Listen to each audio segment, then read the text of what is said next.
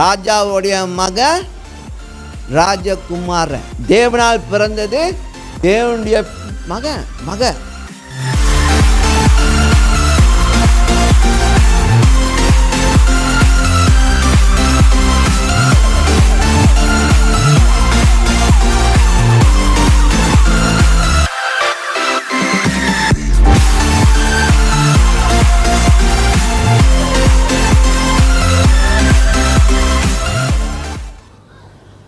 Hello, by right நம்ம தான் கூட கொடுக்கணும்.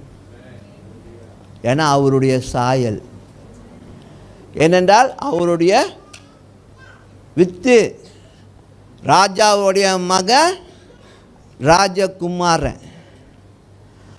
தேவனால் பிறந்தது தேவனுடைய மகன். அப்போ அப்பா கொடுக்கற இருந்தால், மகன் கெஞ்சனா இருந்தால் அப்பாவுடைய சொப்பே இல்லை.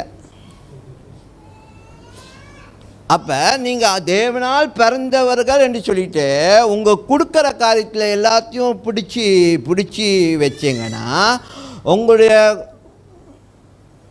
அப்பாவோட கேரக்டர் அங்கே இல்லை. எவ்வளோ பிரச்சனை இருக்கட்டும் நமக்கு, ஆனால் நம்ம கொடுக்க போகிறது யாருக்கு? நம்முடைய அப்பாவுக்கு, தேவனுக்கு கொடுக்குறோம், கடவுளுக்கு கொடுக்குறோம். அந்த கொடுக்கறது கனத்துக்குரியதாக இருக்கணும்.